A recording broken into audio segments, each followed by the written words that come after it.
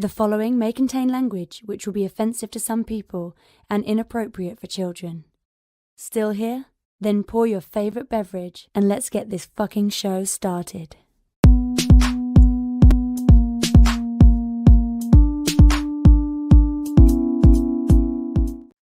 Forum, assemble. You're watching Fantastic Forum, the premier show about comic books and your live weekly conversation about entertainment and geek culture. We are the Fantastic Forum, coming to you live and direct from the Hall of F. Hope you're having a wonderful morning, afternoon, evening, or night, as the case may be, depending on where you are in the world. And if you're not, you just stick with us. We'll help you take it up a notch. You have the usual suspects in the building. First, he is our riddle inside of an enigma trapped in Chinese finger cuffs. You don't know him. Love him anyway.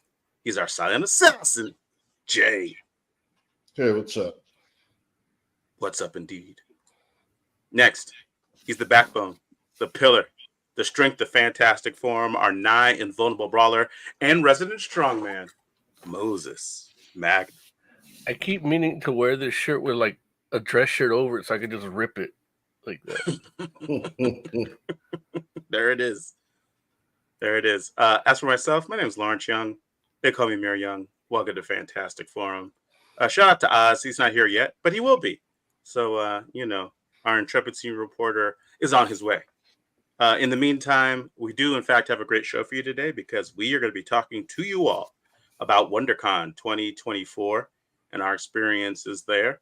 So we'll be doing that. And we're also going to be bringing you a review of Feral, #1, new Image comic from the team that brought you Stray Dogs. So we got that going on as well.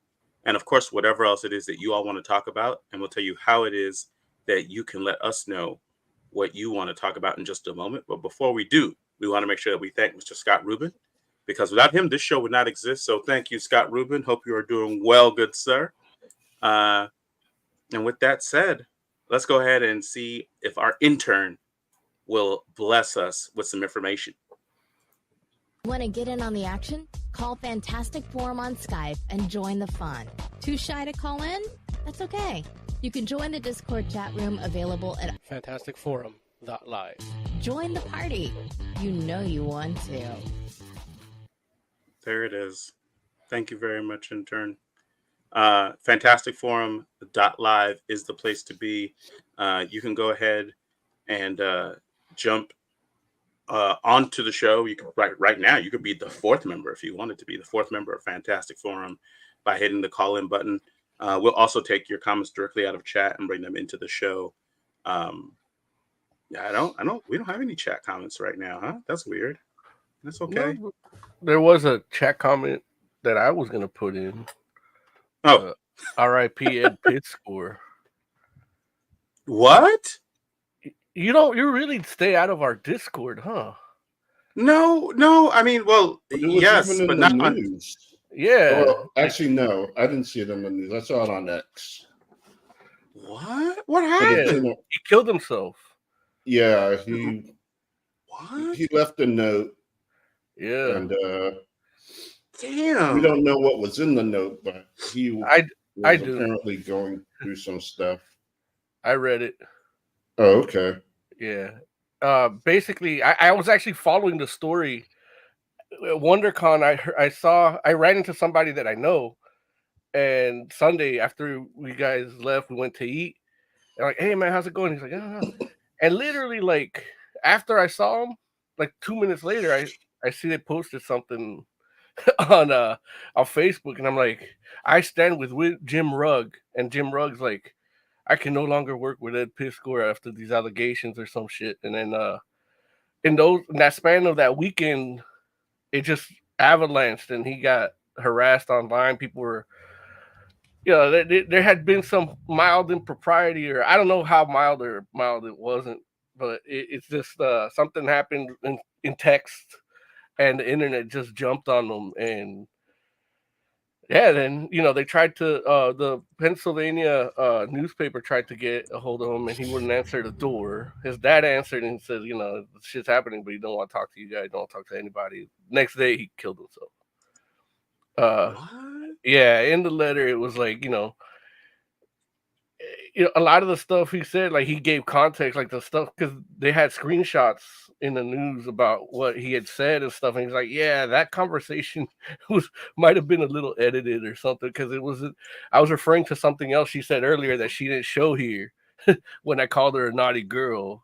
It wasn't towards a sexual thing, and and it was just it's one of those. He got caught up in one of those things, and then some other chick came forward and said that he proposed their fellatio for like his agent's phone number, and that one like there's no real substantiation, but everybody kept jumping on it, and I've been a fan of his.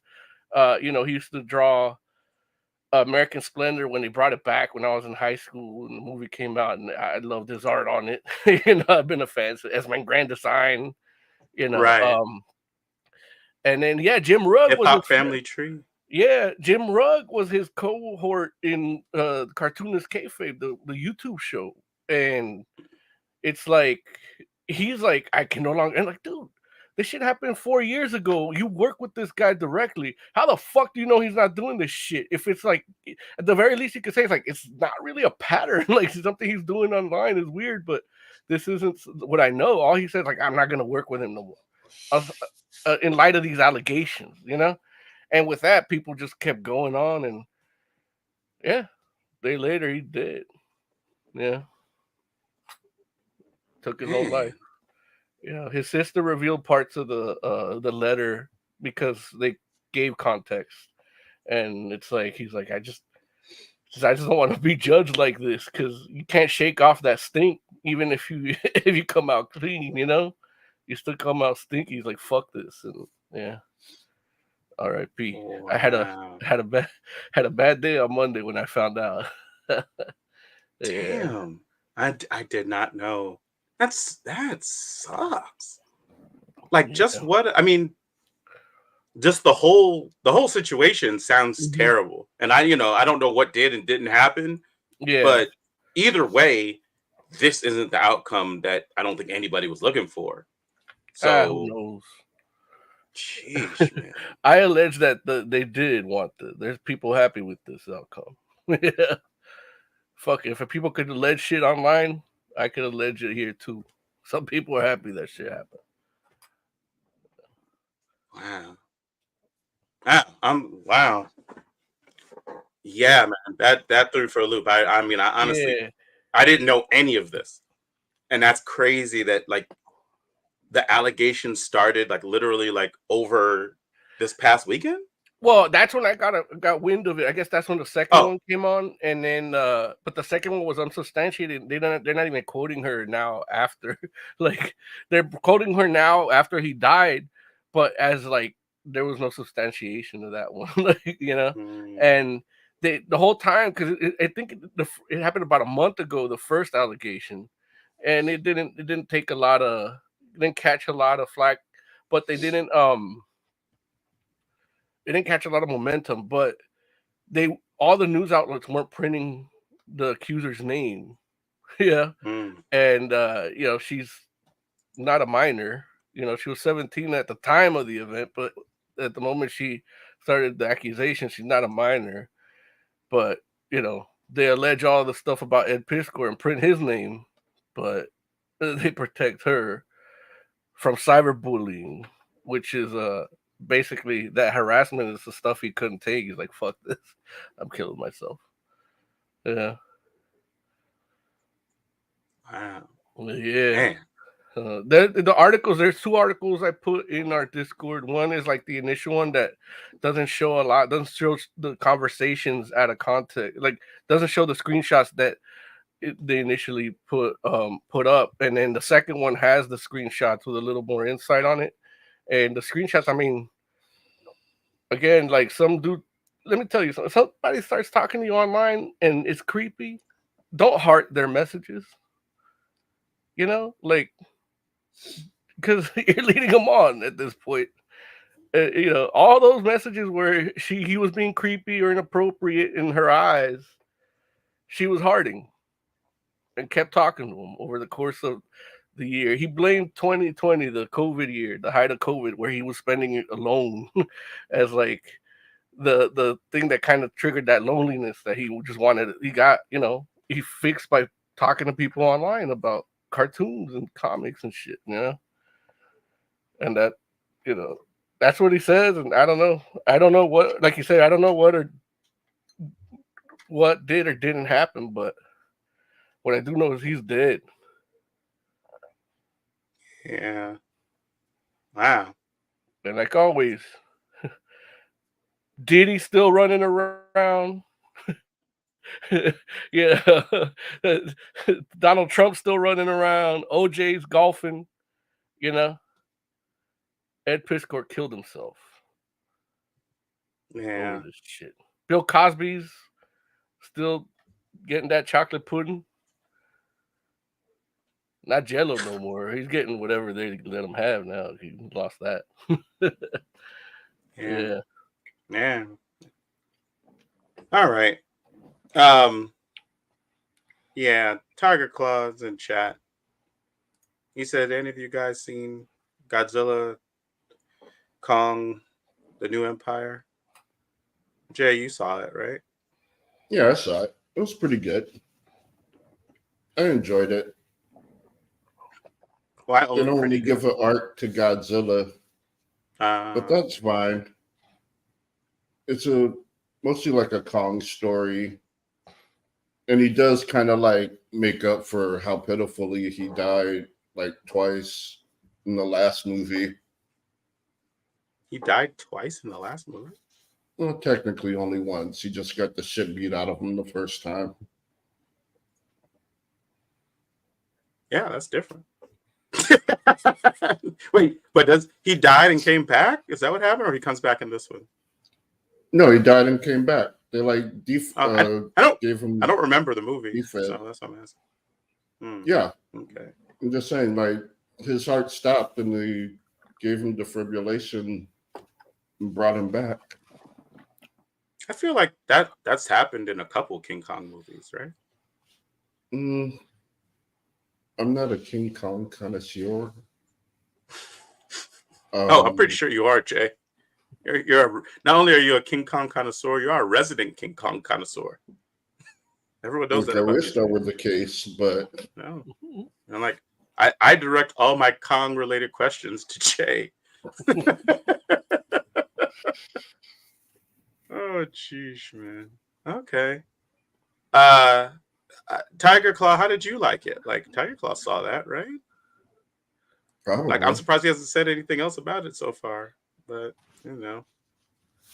ladies and gentlemen, our intrepid senior reporter, Oz. Hey, sorry about that, guys. I just got home and I had to move some bodies. It happens. Dead mouse? Yeah. Yeah, it's been snowing the last couple of days, so when it gets cold outside, they try to come inside, and I hate that. Yeah. How dare they huddle for warmth? Right. How dare they try to survive? Obviously, it's not working. Right. Oz will show them.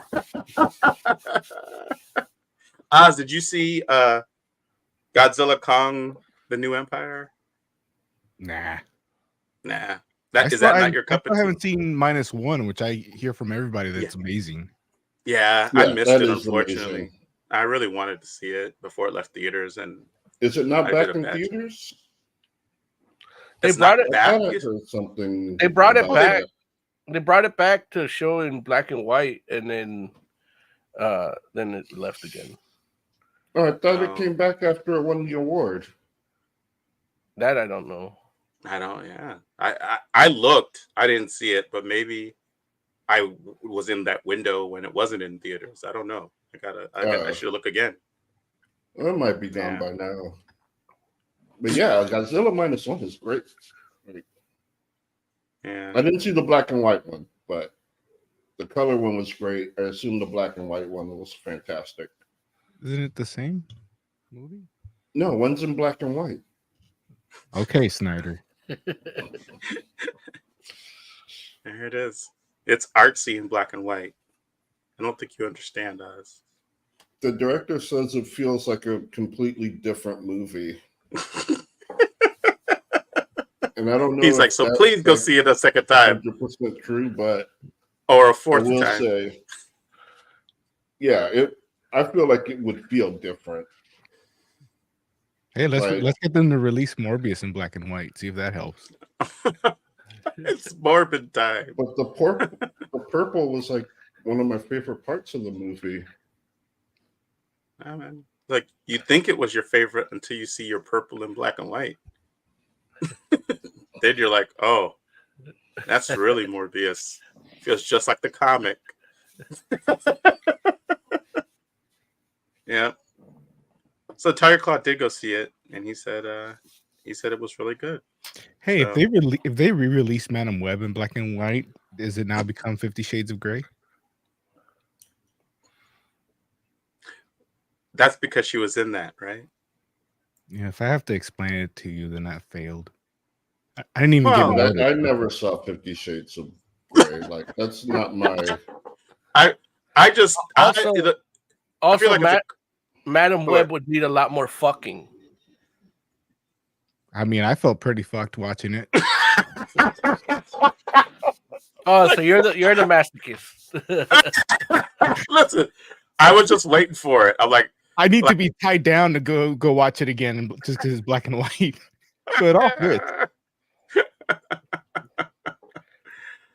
Oh, dude. Yeah. I just don't think I had enough knowledge to appreciate that joke. I think it was a good joke. I just, if I had known for certain, I definitely would have laughed at it. I know. But I'm like, you're not into pop culture and hip hop or comics. None of those is 50 Shades of Grey. 50 Shades of Grey doesn't fall into any of those categories. Like I haven't even seen it, and I know that. No, I did not have a comic. No, it had a book, Comic of the Mind. What? Anyway, so I just got mad at you a little while ago because I saw an episode of X-Men '97, and techno organic virus. I guess that was Cable. We said that. No, you denied because you didn't have his full name. Larry did. I did. I wasn't certain, but then the next episode flipped the script, which I was like, oh, okay, all right. Like, I was like, they got me. I was not expecting that switcheroo. And sure enough, like, look, there was a lot of stories. Did you guys see the episode today? No. Oh, which is that the Jubilee episode? Yeah, exactly. Like I was sitting here, like I knew Joe hadn't seen it because I knew that's what we'd be talking about if he had. Jay, like I was like, did these fools give Jubilee a whole episode, an entire episode that's Jubilee focused, basically? I'm like, okay, or maybe not an entire episode, but half. Yeah. Like literally, it starts a whole new episode halfway through. Right. The title and everything. I was like, wow, that is interesting. And listen, I'm not gonna lie to you. Like the stuff they did in that cartoon with Jubilee, I was like, why don't they do that in the comic? I enjoyed the Jubilee episode more than the next episode after that. The Storm episode, I guess. I was like, why? Like, I'm like, to make Jubilee cool in the comic, they tried to make her a vampire. And, and that was like, yeah, what I'm saying? Like, depending on who's writing and what the story is, it's like, sometimes it worked, sometimes it didn't. In this joint, I was like, they were just like, oh, we can make Jubilee cool. And I think they succeeded. Like, I was like, huh. Okay. Sounds like you know what we're talking about next week, but this week I think we're on WonderCon. Yes, thank you, Oz. I appreciate that. I derailed us. I figured it'd bring us back. Thank you, Oz. Like, man, Oz, you know what? I take back all those bad. I'm not even going to mention Mo's artichoke drink he's drinking. I got it for Jay. That's Elysian the artichoke. Yeah, Ellie the artichoke. Ellie the artichoke. Ellie. Okay. Oh, WonderCon 2024 was this past weekend. 3 fabulous days of comic book spectacularness. You know, it is the convention that happens put on by the same people that bring you Comic-Con, but they do a smaller version in Southern California. So, WonderCon 2024, Mo, why don't you start us off, man? Like tell us a little bit about, like, you were there for a little bit Saturday. Talk to us about what your experience was like there, what it was like coming in and whatnot. Saturday was a crazy day for me. I had to rush there because I thought they closed at 5, but they closed at 7. So once I got in there, I was like, oh. But yeah, and it was fun to walk around. I got to meet some people, buy a bunch of stuff, and it wasn't that crowded like you would think for a Saturday. And that was good because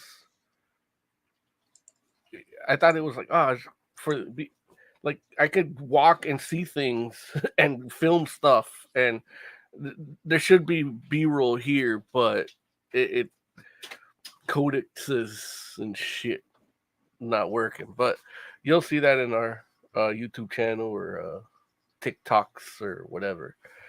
If you subscribe, like, and hit the bell. So I got to run into people I knew, people that meet new people. Got this little snazzy Chainsaw Man inspired tumbler that I'm gonna review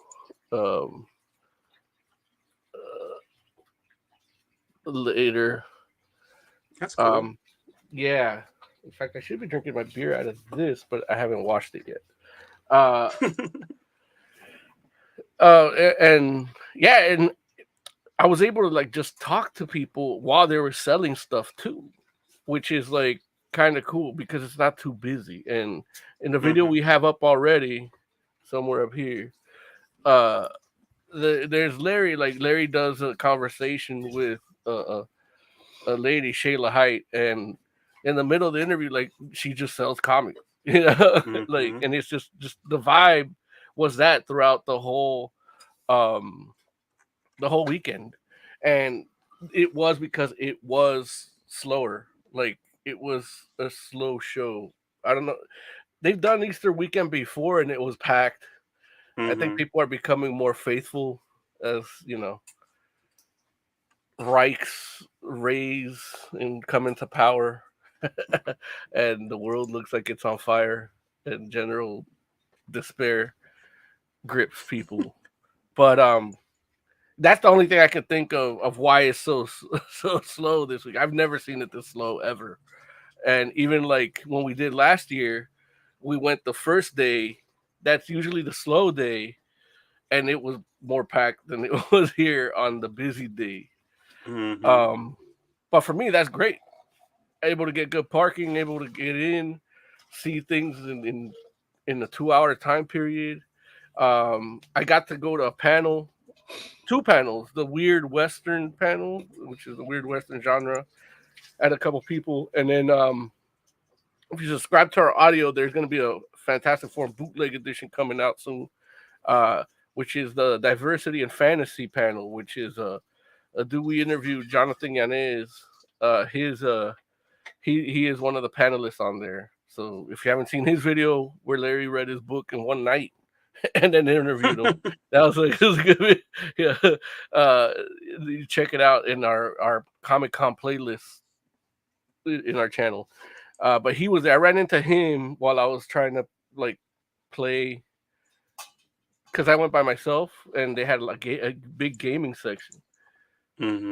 Thank you, babe. Now I can drink out of it. Yay. So I ran into him, and a lot of people that I ran into that I'm like, oh, I'm hoping to run into these people again, at least just to say hi and see what they're up to. They didn't have a booth. It was like it was something like it was expensive, and they just went there because they were on a panel, you know. And so yeah, there's a weird. It was I noticed a weird pattern. Now the people that did have a booth, it went well for them because it wasn't so crowded. Also, but it Mm-hmm. does look like the place to go, the place to be is LA Comic Con. If you could see our videos and that to compare when you get to compare the two. But the dude that sold me this was that he was saying like, man, LA was the place to go. I can't wait for this year, because it was already bigger than this. Yeah. And when you hear the name WonderCon, like it's almost the affiliation, the connotation that it brings with it, where with San Diego Comic Con, like it should be bigger and more packed, and it should have grown, Right. if anything. But I just think it probably outgrew its venue, and now it just they're locked in, and people are like, I just don't want to be that crowded in the rain and the muggy. We're not used to rain around this time of the year, Right. or any Yeah. time of the year here. So it's Mhm. like, so you never think of like checking the weather if you're gonna have an event. But the cosplayers were there. They were there. They were still hanging out by the fountain in the rain. See, so that did happen on Saturday? Yeah, it happened on Sunday. Like Oh, at okay, the because end, towards the end, but it wasn't as many as before. It definitely wasn't. yeah, that's what I was gonna say. Like, because the WonderCon is kind of known for like the cosplayers coming out to like strut their stuff at that particular con, just because of the way that that area at Anaheim Convention Center is set up. It kind of lends itself, or people have adopted that as a place to like Yeah, show off like their costumes and there's a whatnot. little like tropical garden where like it looks kind of exotic from certain angles, like in between the hotels. Then you got the good Right. fountain. Then you got like the industrial. Like if you go in the tunnels by the parking lot, like they have really good. It's dim but well lit where you can do like a good daredevil shoot. Like Right. which I did see. I swear I have video of this because I just as soon as I got there, I just hit the camera and ran trying to get all my stuff, and then and yes, I saw them doing it. Like doing the Right. different scenes and I guess because of the rain, they got more creative with it. They were doing it more indoors by the bathrooms and stuff, not as much outside. But there was a lot of cosplayers. I saw a really cool like tactical police unit that was dressed as Anaheim police unit. That was pretty cool. I don't know if you As remember an me. Anaheim police unit? I told the guys, "Hey, nice cosplay, dudes." Oh, yeah, I do remember that. That's was, what the thing the outside looks like, where they like to. yeah. So like right off to the right, you see there's that those palm trees. Like you could stage stuff with like After Effects and lighting there, make it look like they're fighting in the jungle. Yeah. Mm-hmm. And then they have all types of meetups in that little center circular area. Mm-hmm. Like, like they get like all the Marvel villains. They get like all of the Super Pokemon. Sentai folks. Yeah, all the Pokemon. Like, so they kind of like the community kind of arranges different meetups in that area. And that's in my opinion, and from what I've seen, I feel like that's like one of the big draws of WonderCon. And almost I feel like people almost use that to like as like a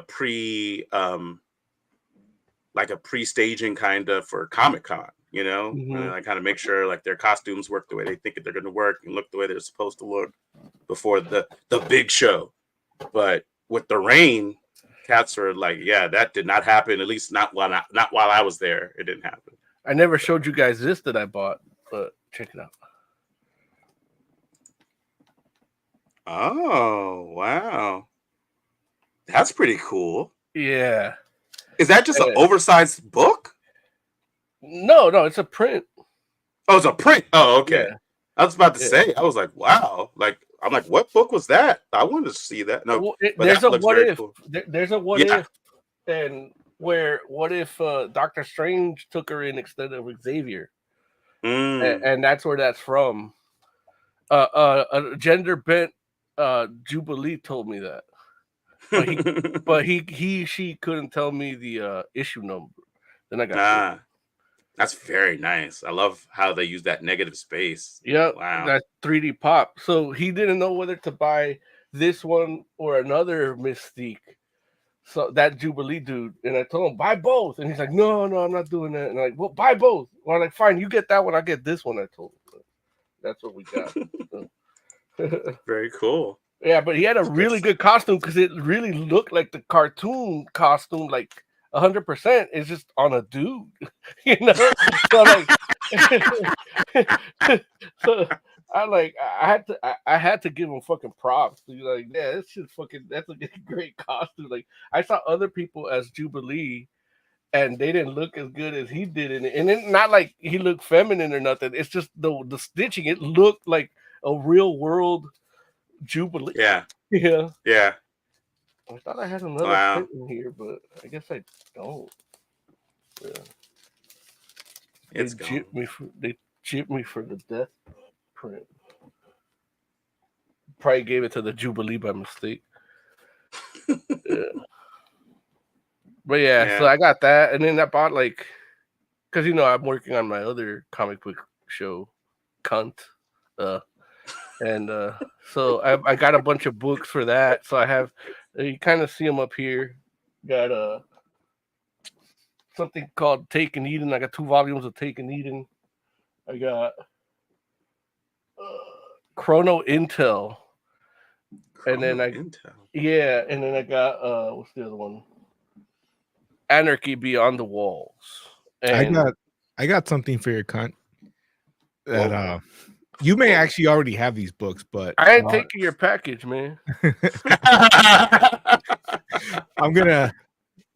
I got some books you can talk about because I actually really like them, but you may already have a copy. So all right. If you do, then you may not be receiving my package for your cunt. Yeah. Oh, but if not, then when I'm over there, I'll put my package in your hand. Yeah. You can put it in your cunt. Yeah. I'll slide it in if I can fit it. Oh my god. Okay. All right. Just so you know, all you listeners, it's cunt comics you never thought existed. So just put that hashtag in. That's why the first time I was calling it Kunti. Yeah, but no. I learned to like my Kinte jokes. Yeah. Nope. Racist. And then there's another one I found. I forgot to bring it, but it's called a Chingona, and it's this is the sticker here, and it's kind of like this kind of Punisher-y, Spawny kind of story. It's pretty good, but they had a white cover, so it said Chingona, and then he had a girl that looked just like that standing there. I didn't pay attention. I saw the white cover. I'm like, give me that. And you don't want to take a picture of the model? No, oh, hey, how you doing? Give me that. Give me that white cover. And then he's like, okay. It's like, yeah. So it's cool. You know, your first issue you did a white cover. Good. I saw that from way back there. I got it. That was his sketchbook, not the comic. So then I had to buy the comic too. Which I mean, my intention was to buy the comic, but I had already given him $10 for the sketchbook. And so it's like $10 for the comic. I'm like, just give me the comic too. And it's like, really? You don't want to switch it? I'm like, no, just fuck it, just give me both. And then he's like, really? Yeah. So then he just gave me a bunch of these stickers. You should have just had him draw on the sketchbook. So no, he drew on. He has a little white square on the issue 1, and he drew a little something like a little figure, or like a warm-up sketch of the character in a little square, like a remark. So then he gave me these stickers too. Yeah. So the model that was there, could you see her face or no? Yeah. You could when she wanted it. Yeah, like the way the lighting was, there was shade. So when she said like, yeah, here's a model if you want to take a picture with the model, and then she just kind of with La Chingona, like, I'll take a picture with her, she's right here. So she would like tilt up the hat, and then you could, and then she was like, hi, and I'm like, I'm good, I just want the comics, thank you. Yeah. Yeah, He's but like after reading the book, and I'm like, man, like she really did look exactly like, and it, the art style is tricky, and this is like a cleaned up art style compared to the book, and did she flick you off? no, not me. Well, maybe after I said I didn't want a picture, but but I wasn't looking. And then so now when I read the book, I'm like, man, like even though it's stylized art, like they did a good job on that costume too. Cause it's like, when I'm talking about all this cosplayers here, it's like she should have gone and go to the meetups and just explain what the character is. That would be promotion for the book. And then so I told the dude I'd go back and talk to him, but I feel like that would taint the cunt segment that I would do. Like, because I want to do cunt without knowing anything about it. So if I talk to him about it, then it's like might as well just do a regular ass YouTube video for our channel. Got it. And got it. How was the sketchbook? I haven't looked at it. I just read the comic. Gotcha. Okay. Yeah. Cool. Yeah. Did you run into Ed Davis? Yeah. I have my Immortal Era. It's up here. I just got the notice that his Kickstarter is fully funded. Yeah, Very it was. good. It actually, I think it got funded during Sunday at WonderCon. Like we were like $70 away or something when we went to talk to him. So he's like, yeah, it'll be done by this today. So he just gave me all my stuff, all the perks. He's gonna mail. I should have my digital copy in email, but he said he would do it yesterday. But he's busy probably. So I know he's good for it. And then he actually had a cup like this that was like a perk that looked cool too. And he said, he's like, yeah, that that was gonna be one of the perks, but I ended up like something like the tier would have to be a little higher. And he's like, I'll say that for another campaign. Right. But yeah, and so yeah, he had some cool stuff, and then like I had to run into him. Ran into the dudes from Diabolic LLC, which is a Kickstarter that I've been supporting, but they're taking a while. And part of the reason is because the head dude that makes the comics is also director of heavy metal music videos. So he's actually working on the new High on Fire video, which should be pretty cool. So we got to talk to them for a good while. Part of it being empty too is we got to talk to them for a good while because they also want to talk. So they're telling us like, oh, I'm like, and I told them, I was like, hey, no hurry or nothing with the Kickstarter, but just give me a quick update, like man to man. Like I know we get the emails, but I know there's something that you haven't emailed us about, and which is this. I like that. So I told them, take your time. I get it. I already paid for it anyway. Let me just I was probably going to use that money on something that'll rot my brain anyway. So it's like, I'll just wait for it, like as long as you're good for it, I'll wait for it. Yeah. Jay, you were at WonderCon. What was your experience like? It was cool. Got to walk around, and this guy like sold me like $50 worth of comics, which I wasn't planning on, but you got that salesman Riz. And, that salesman what? Riz. Got it. That Riz, the Rizma. What are the comics about? It's about minimum wage heroes. Called The Second Shift. I haven't read it yet. There was a guy next to him who was selling a book about animals becoming aware and killing people. So I bought that, and that one I read, and it is gorgeous and like surreal. It's gorgeous and surreal. Untraditional for a comic. Okay. But great. Like, I enjoyed it. We also walked around. We got to see a comic artist that I follow. We met her, the Red Dot, and she was pretty cool. Talked to her for a little bit, and we actually ended up seeing Patrick Horvath, the guy who's writing and drawing Beneath the Trees Where Nobody Sees. And that was amazing. Like, I love the book so much, and I got to talk to him about it. And it was like really cool. Like, I found out that my favorite issue wasn't actually supposed to be like a part of the story.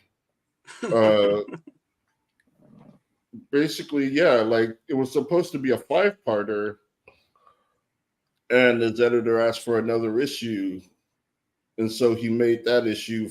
Like, he had the notes, so he made that issue, and I was so glad he did because I just love it. In it, Sam tries to, like, goes after her first suspect, and she ends up in a confrontation with them, and it's just really good, really well written. And yeah, so we got to talk to him. It was cool. Like, he was so excited and happy to talk about the book, which was always great to see. Like, I love when people like are excited about their projects. And right. Yeah, so that was like really fun. Mm-hmm. Really cool. And he gave us a bit of an exclusive too, where it's like, you know, he has a window to do more after the first run, you know, like, so wherever he decides to take the story, he can still do something with it. Yeah. Which was kind of neat. I love, like, Jay. That was one of my favorite things where it's like he bought those comics. He didn't regret buying. We have a video of him. Like, we interviewed him after buying comics because it's like, well, hey, we need something with Jay on the intro video thing, and also we, you know, Jay's always like he bought something physical. So it's like he bought something like good. Yeah. Jason, use the first one. Like, you got to do it digital. Yeah. Okay, maybe next time. Like, it would have been funny if as soon as he touches, he gets a paper cut. Oh my well, no, the that thing would have came. been funny. It came in a nice box and everything, like a slip case. Like, it was a high end product. Like, the way they put work in it, and I'm like, man, it must have been something. That must have been a good pitch for Jay. So we're like talking to him about it, and then, you know, he's happy, but he's telling us the concept, the pitch the guy gave him, and we're like, oh man, it's gonna be great. We might have to review this. You know, we'll all get a chance to read it and everything.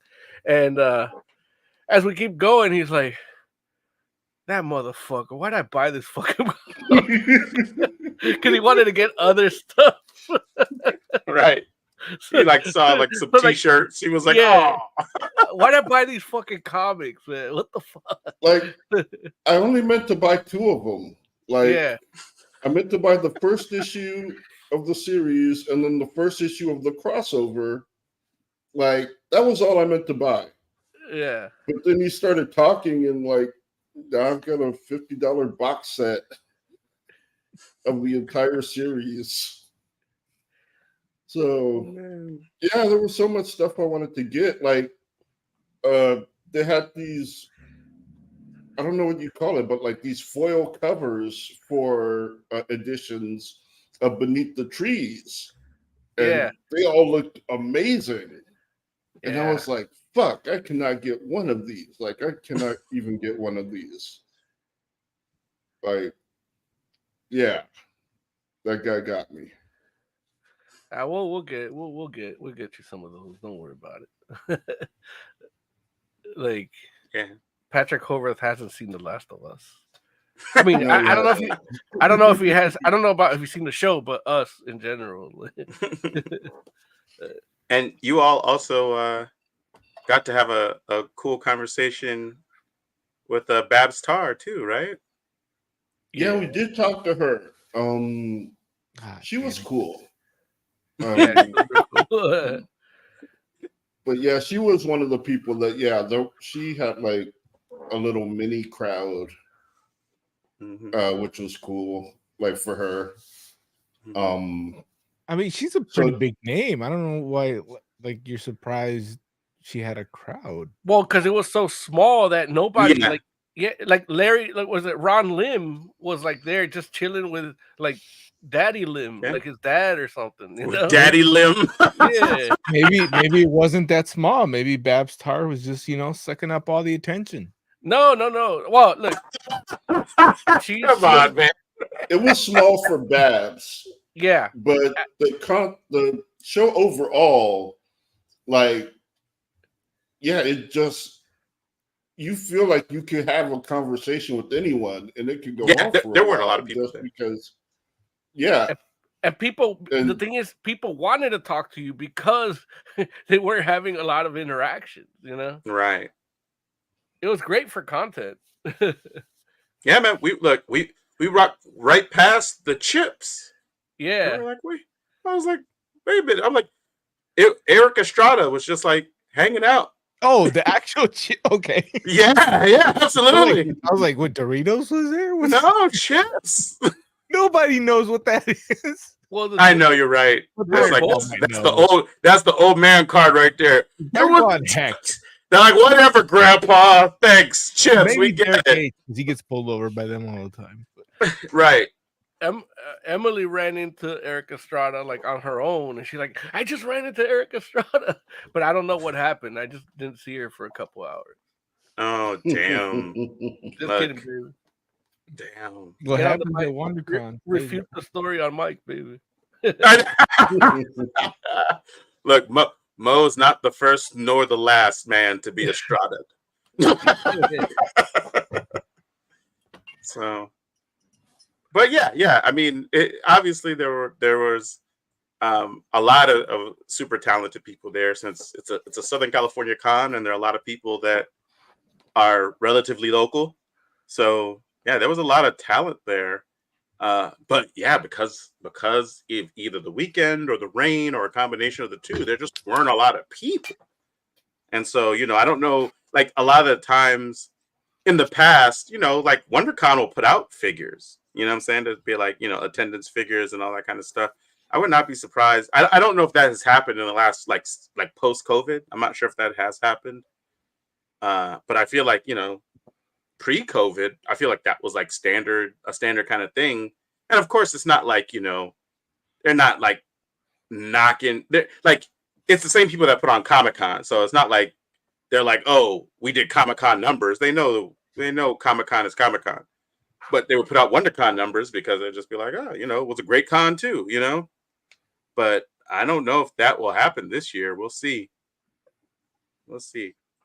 So I think they hit the point where, like, because they're also at like one Comic-Con year where like New York Comic-Con got the momentum and became the bigger convention of the year, like, and I think LA reached that this last year.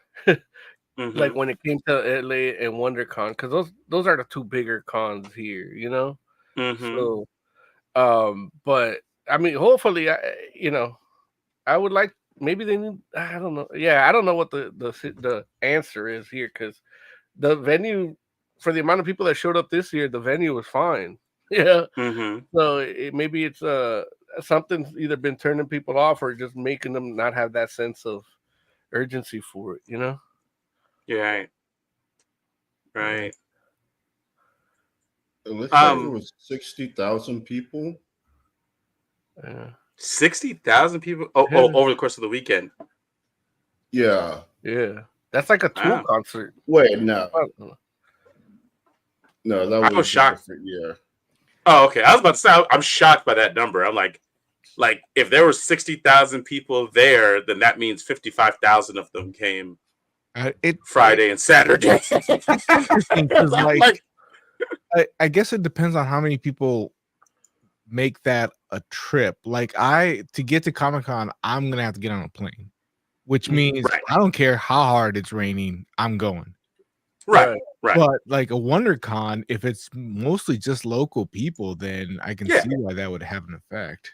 Oh yeah, 100%. Like I don't feel like WonderCon is a comic convention that a lot of people are traveling for. And don't get me wrong, like I'm pretty certain like one of the reasons they have it in Anaheim is like to pull both the LA and like the San Diego crowd, you know what I'm saying? Like the diehards that like going to conventions.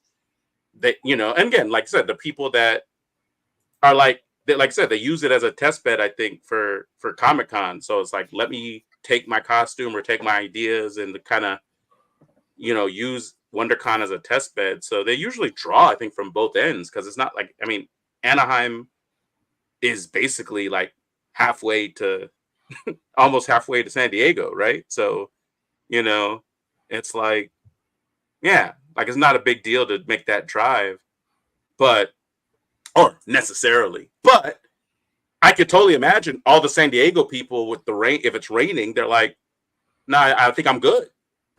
You know, like that whole side of the usual attendees may have just been like, "No, not this year."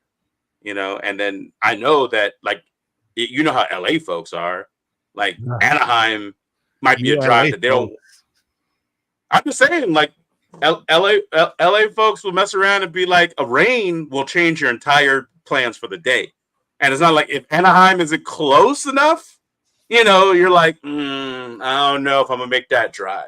You know, like the drive that you were totally prepared for. As soon as you walk out the door and you're like, oh, look at all that rain. You might mess around and be like, you know what? Maybe I'll just stay in. Maybe I'll just cosplay at home. All those Riverside people are like, nah. Yeah, it's a weird thing because, like, I think WonderCon is one of those cons that more people should check out, but then that would ruin it. Like Comic-Con is. Well, the thing is, it got to that level where it was like way crowded, you know. So like, even last year was like way crowded. Like you see the video where Badass Jay is like, I lose him in the crowd, and he's like right next to me.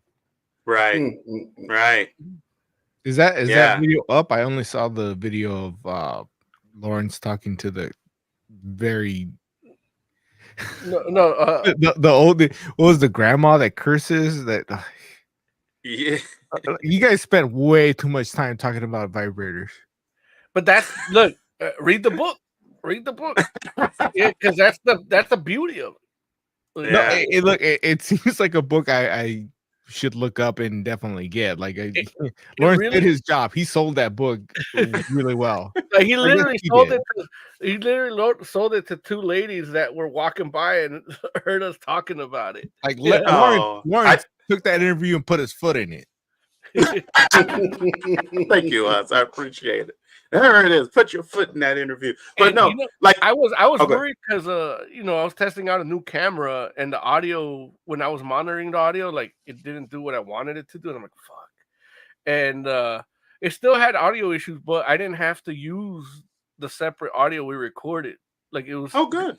It's good on the phone and in tablets, but on the TV it's not that great. So I probably do have to make a second one with the better audio. But either way, next time. Well, you did a good job, though, Mo. I didn't know. Great. It's a great interview, and I recommend people go to our channel and look for it. And the new way that we started doing these interviews is more of just like conversation, like have them do the sales spiel and then whatever questions we have, and then even like the transaction, like it's. So I figured, like, literally, like our interviews required no editing this year. So it's like they go up faster. Now I'm only delaying the pleasure. That's why there's no other stuff up. But this is all.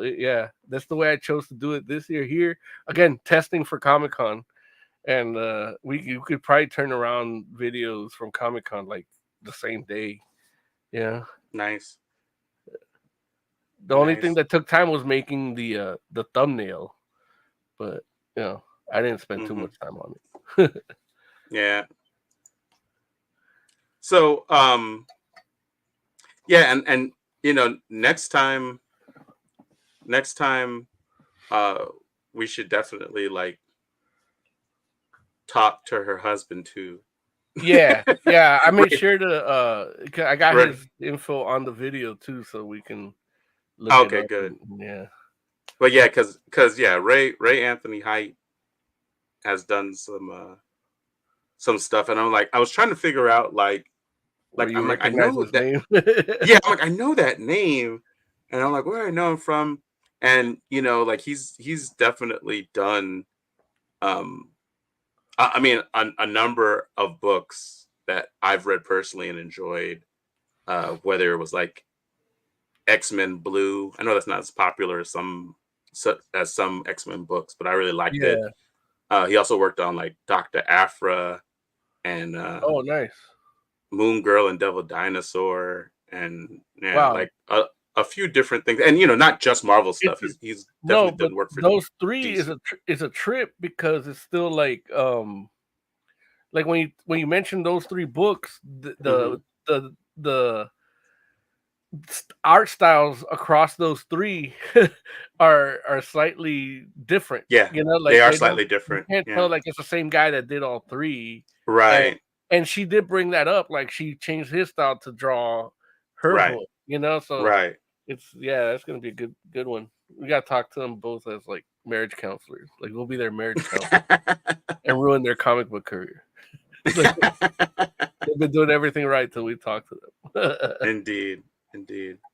But I mean, I can say that my time at WonderCon this year, I did thoroughly enjoy. I wish I could have been there more, but it was a good time because one thing that I usually like or usually look forward to for WonderCon specifically is like going over to the bar and hanging out, and that's usually like a cool scene, like people just hanging out and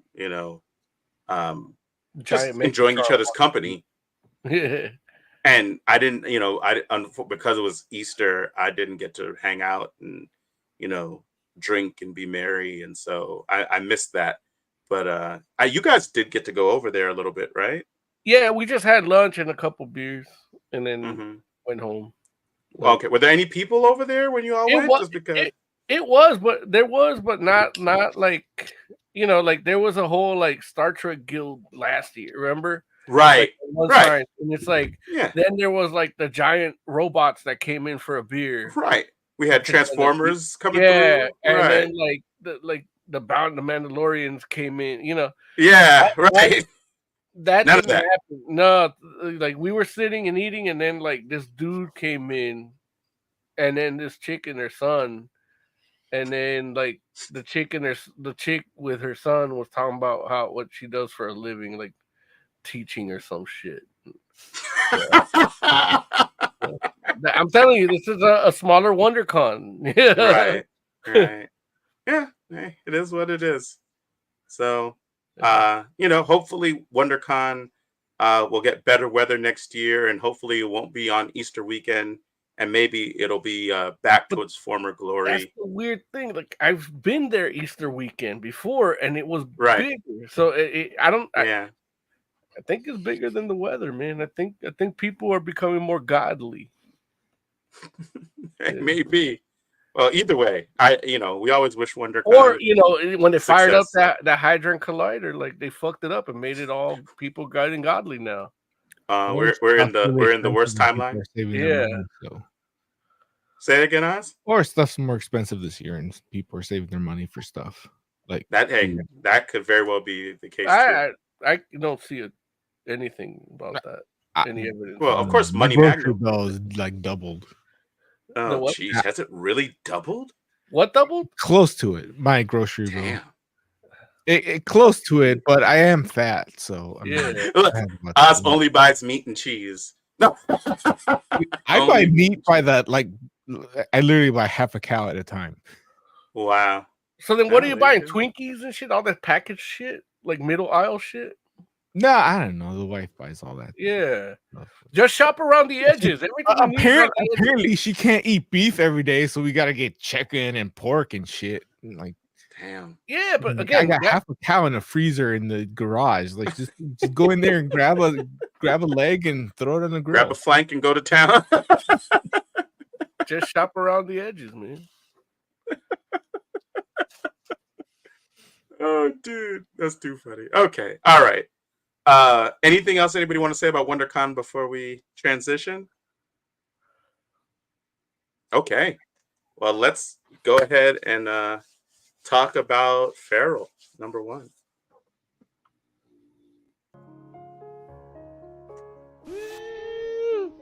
Comic book review. comic book Like review. well, not like that, but like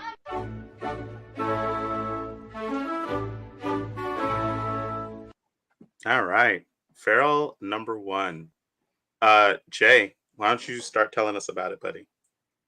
All right, so it's the team that did Stray Dogs is doing the zombie virus this time.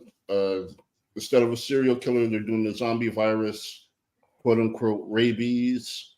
We follow 2 cats that have, or 3 cats that have been taken from their home and given animal control. And when that van crashes, they escape and they run into I think raccoons or foxes, one of the 2, and they are hostile, and so they end up running, basically running and deciding that they want to try and go back home, despite the fact that home gave them away. Yeah, and so you definitely, from what you read, you believe that they were given away. Yeah, it says they were. At the one point, they mentioned the mom was giving them away, and the girl was crying. Okay, yeah, but that's like, it's interesting because I read that. That's from the point of view of the animals, though. Right. And that was the whole thing where in my mind, it's like, yeah, that's their understanding, but I don't know if that's what actually happened, because especially like with the virus thing going around, maybe they're just like at a point where it's so bad, they're like, just round up all the animals, So maybe it's like, I don't think people are going to let them take their pets. Well, yeah, you'd be surprised. Some people are fucked up. I mean, it's one of case, I still think that counts as giving them away. Like, I mean, okay, I guess. It's like one of those things where, like I have 2 cats, right? I love my cats. I'm not trying to give up my cats. If there's like some weird rabies virus going around though, and they're like, we need to put a stop to this joint, and we need everyone to give up their pets. It's like, like depending on what the circumstances we're talking about, I don't know. It's like, I'm not trying to give my cats away. Fuck that. But it's like, if it's a thing where it's like, maybe they're like, we're turning them in, and then you can come get them back after the fact or something like that. It's like, I don't know. Like at the same time, my joints are inside cats. Is that scenario? You're giving them away, like that scenario that Larry just gave me just turned me into one of the Orange County people. I'm like, fuck you. I'm keeping my fucking. I'm not wearing a fucking mask. I'm keeping my fucking. Fuck you. Like, yeah, I did it. I follow protocol for all that shit. I ain't giving up my fucking animals. Like, I'll shoot them myself before I give them up. Like, if there's a problem like that, like if they get sick and shit, like I'll handle them sick. I'm not gonna just give them to some government authority to hopefully I could get them back. Fuck that. That's fair. Yeah, if my dog's got to go, he's gonna be in my arms when he goes. Yeah. I mean, I don't know if like I've had animals I've cared about like die with me and in front of me, and it's not fun. It's And not. I've never killed one of my own animals. Like Yeah. I would not want to do that if I could avoid it. Yeah. I'm not saying I want somebody else to do it either, but yeah, I don't know, man. I'm not It's gonna rough. give away to like maybe never see them again. Like if I can monitor them, if they get sick, then they get rabies, they get crazy, then yeah, I'll have to put them down. But as long as they're still fine, general leg humping, I'm good. So, you did mention Jay. It is the same team that did Stray Dogs. It's a Tony Tony, Fleet. yeah, Tony Fleeks and Trish Forstner, I believe is how you say it. Yeah. So So you get this really And kind of Tone Rodriguez. cartoony art style, but then you have these like damn near portraits where you see like the people, like when the van crashes and you see like the people and the one guy in the tree and the other guy is crushed, and they're like, it looks really good with the colors and everything. Mm-hmm. Yeah. Oz, I see you shaking your head. What It's what just is it? when the people are crushed, it looks really good. Like I get what he's saying. It's just a weird statement. And Not from Jay. as I was reading the book, I had the thought that it was like still images from a Disney movie. The way these cats were drawn. That's the impression I got. And then just some messed up stuff happens to the people. Yeah. But even then, it's not like as gory as I normally expect a J book to be. And that is a fair statement. Name, actually. That is a fair statement. It took me a while to realize that it's some kind of zombie virus that's going on. Mm-hmm. Yeah. So, fellas, we mentioned that this is real quick. We mentioned that this is the Stray Dogs team, but we didn't mention that this series is actually going to be ongoing, not limited like Stray Dogs. I didn't know that. Yeah. Okay, cool. So they say they're really ahead with planning and getting stuff out. So yeah, we're gonna be in this for the long haul if we're in it. Larry, you got to head out. So I do. Why don't you just give us your real quick 30-second take? I know you're not good at those, but and then a rating. I will do it. So I really did enjoy the book. The art style is fantastic. The characterizations of the animals, which is primarily what this world, or at least in that first issue, what they show you. There are a couple of people that talk, but the characterization of the animals is really good, and you definitely feel like you're getting distinct characters from each of the main players. I'm excited to see where this adventure takes them, because it has been perilous already. But between a solid characters and an interesting kind of backdrop and some great storytelling and pacing, I think I'm in on this. So I'm gonna give it a 4 out of 5. The end.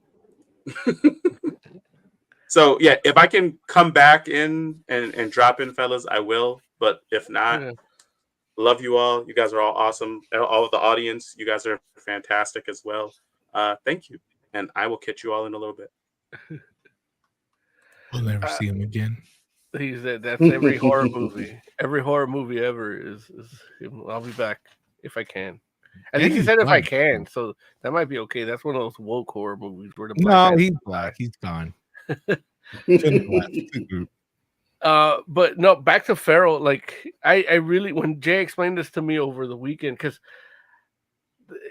we talked about what we're gonna talk about. Like you texted us while we were there, and we're like, "Oh, what are we talking about?" And I had mentioned a book, and I forgot what it was. It turned out it's Batman Dark Age, but I forgot to read it, and I forgot to upload it and all that. So Jay's like, "You got cats, right?" I'm like, "Yeah, I love cats." And then we started talking about how cats, Heck says, "R.I.P. Larry," and how like a story like Stray Dogs, but from cats, because cats are like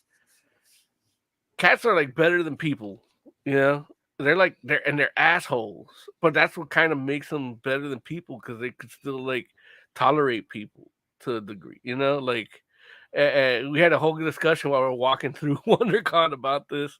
They're like, yeah, I fucking love cats. Like, you know, Emily's mildly allergic, but I don't think she's opposed to having a cat. Like, if we had the space, you know. So it's like it's you know, my sister has her cats, and I fed when I was a kid, my mom would put out like, I'm gonna buy those tilapia and make the, you know, the mojarras, you know how they do, the Mexican people do. So she's defrosting like 30 of them, and I'm like, she comes home and it's like the cats from the alley have like 3 of them, like, and I'm there just like they're just giving it to them in pieces, you know. Like, so we had, you know, the cats used to breed in my closet, like that's where they knew there was a safe space in my bedroom, in my closet, to to have their litter. And then watching this, like with cats with personalities, almost every cat you meet has a personality. We've seen Boston and Selena, like 2 different polar opposite cats that somehow live together. Larry's cats, and just seeing like this is what really got me. Like what really like pulled me in was the one cat worried about the younger cat. You know, like, where is he, Lord? Where are you, Lord? Like, and then in doing that, neglects the other cat that's like kind of resentful, but not like, he's a little resentful, but and then that one does the saving, but also the sacrifice, and that's where it's like to be continued, like spoilers. And I'm like, dude, like, just so much. It reminds me of like Watership Down, you know, like that rabbit movie, and which I hated as a kid. It always made me cry. And then I watched the new one. I watched the new one as an adult, and it made me cry too. So I'm like, man, fuck all this. And then, but like from reading Stray Dogs, like I love Stray Dogs. I didn't finish it. I read like the first half, but It's good. But in Feral, I feel like Feral's already better with just one issue. Like I don't know, it hit me a little harder, even though I'm more of a dog guy. The cat story really got me. Like fuck, you know, like it just really hit me hard. It twisted my insides. Yeah, in a good way. Right. So, and then when Larry talked about the characterization, like that's one of the things, like literally, like this one cat is just worried about this other cat for the whole book. Yeah. And then he's like, just like, whatever. Do you see there's so many trees? Like he's all, like, and that's kind of like that optimism. Like that's how I feel about Larry. Like, man, if we had a zombie apocalypse, I gotta worry about Larry because he's like optimistic too much, you know, like he's happy, you know, and it's like, that's the dude that's gonna get taken. You know, like I gotta take care of Larry. I gotta take care of Larry. He's too happy. He's too happy. Yeah. And then Jay gets bit, and I'm like, fuck. I should have looked out for Jay too. You know. Yeah. Oh man. How do you guys like the art, man? Like, that's No, I love it. Yeah. Like, it's great. And that's Tone Rodriguez does the art, all of it, or he does the colors? I'm not sure. I can look that up. Yeah. Like I said earlier, damn near every panel feels like a still from a Disney movie. Like when you used to go to the Disney store and like they sell the cells. Yeah. Yeah. They look like that. Yeah. I love it. That's how the cats are drawn. Yeah. Yeah. And yeah, Tony Rodriguez is a dude. Like we ran into him at the Spawn was it like 200 event that we did at Golden Apple back in the day. But I don't think you guys talked to him. I talked to him because I used to know him from the Shrine convention in LA because he used to always sell his art, you know. And then he started working on comics, and you know he's been doing it since. And he was doing comics then too, but you know he's just gotten bigger and bigger. And you know he's a cool guy. Every time I run into him, he's really friendly, and you know never remembers me, but is still like as friendly as like as he could be. So I love to see him on Stray Dogs like being a success, and Feral now too. It says it credits Rodriguez and Forstner as the artists. The artist, okay. So it doesn't say colorist who colors. Yeah. So he's probably doing, you know, they're probably taking turns or something. You know, they got a setup going. But yeah, Tony Rodriguez, I used to be a real big, heavy dude, like huge, and then now he's been slimming down. Like last time I saw him, he was really, really slimmed down. And then I thought I saw him at my gym because I remember him being from like Southgate or whatever, or Linwood, you know. So I thought I saw him in my gym once, but it wasn't him.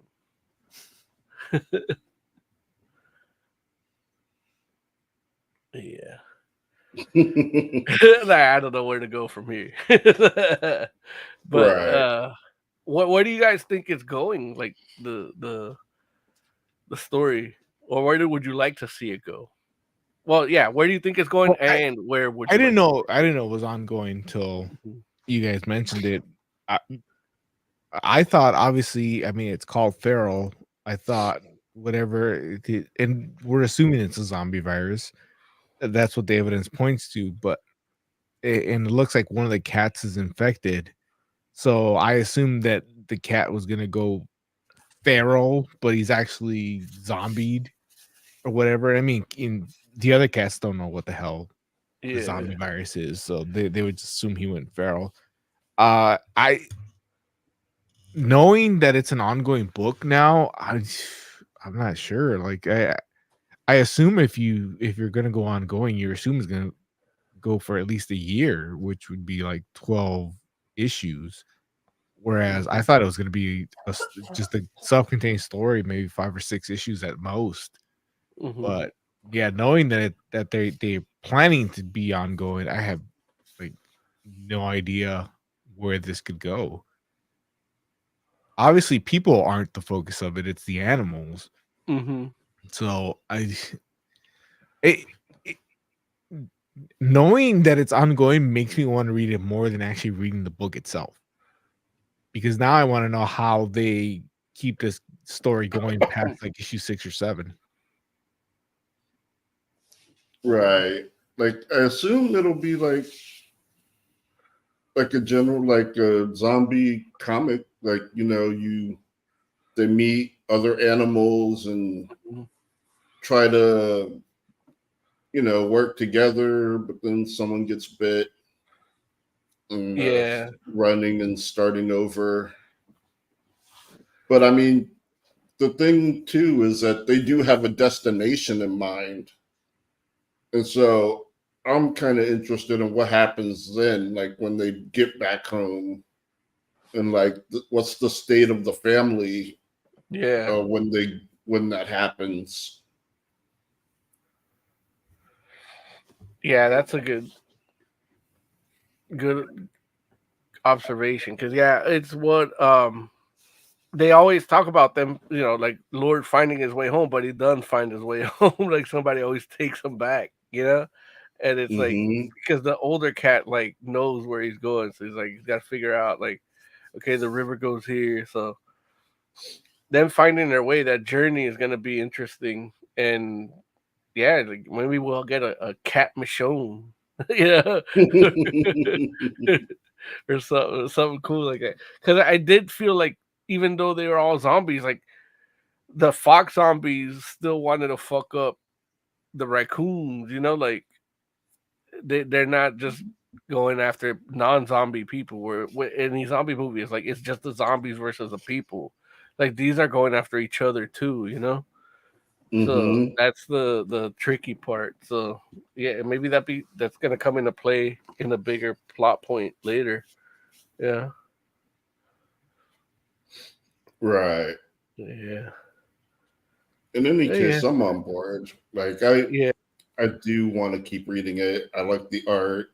I like zombie Mhm. stories. I like cats. I love all the variant covers. I don't think I saw all the variants. So they do like a Nightmare on Elm Street one. Like, let's see here. Oh, I know they did that for Stray Dogs. Yeah. Like a bunch of horror movie covers, Right. So they're including The doing. Descent, which was awesome. Yeah. But yeah, if they're doing that with that, this also, that's pretty cool. Let me see if I can find these. So like, yeah, they did a Dawn of the Dead one. Let me see if I can share this real quick. Okay. Which that's a good movie. Well, Yeah. I can't speak to the original. Oh no, I'm talking about the original.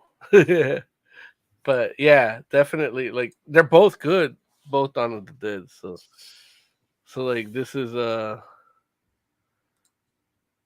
shit. Hold up. Okay, so that's the Feral issue 1 Dawn of the Dead variant. So let me go click on the others. They did like the people under the stairs or whatever. Is that or I Wolf? still need to watch that. Yeah, this one right here. They did Mm-hmm. there's a white one, Nice. They did Day of the Dead too. That one's Oh, right. okay. And they did I'm trying to get that. Yeah. Like number 2 is getting the Freddy Krueger variant right there. Oh, that's pretty dope. Yeah. And then they did a Night of the Living Dead too. Yeah, they're really going with all the Romero ones. Right. That's tight. Look Oh, at The Shining. The Shining. Nice. Yeah, so cool. Yeah. They did they did a thinner. Oh, I never saw that. Yeah, it's not that I great. hear it's yeah. I hear it's just okay. And then they did It. It's good. And then they did the white cover, which is amazing. Oh yeah, that's what it was. It was Sleepwalkers that they did. Oh right. On this there. Yeah, Sleepwalkers is good. I mean, it's weird. Yeah, but it's good. And there's this one, number 4.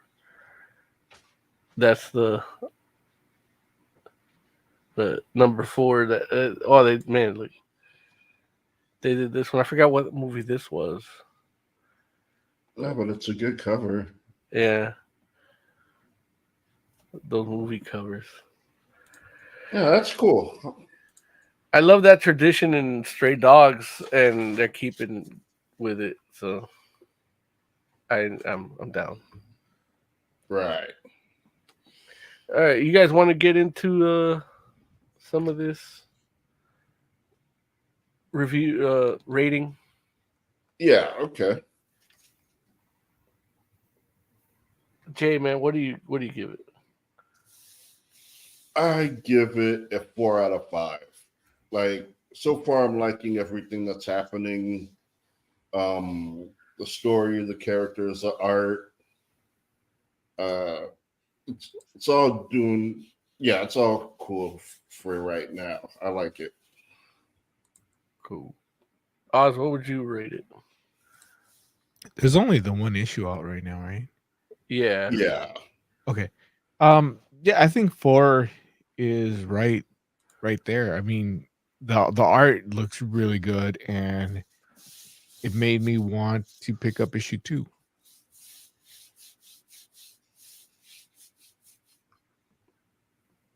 So, what's the rating? I said 4. 4. Okay. Sorry, I'm producing the next segment. For me, yeah, it's like I would give this a 5. Like it really, like the way that comparing this one to Stray Dogs #1, not to say one's better than the other, but the experience, like I felt this one really got me to read issue 2, or it's getting me to read issue 2 more than Stray Dogs 1 did. Like I knew I wanted to read issue 2 after Stray Dogs 1, but this one's like I need to, you know, and that gives it that extra point for the #1, the 5 out of 5. Yeah. Cool. Jay, you got a little news music? Or, let me check. Yes. Comic book news. We should have a like current. Well, not like that, but like.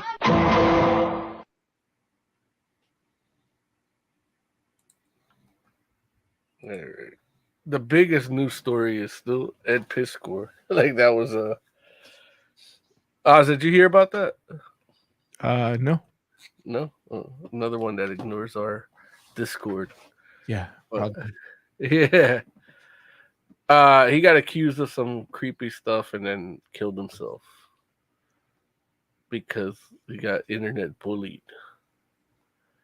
And it trips me out because it's like he's internet bullied. Like everyone here got physically bullied, if not abused, right?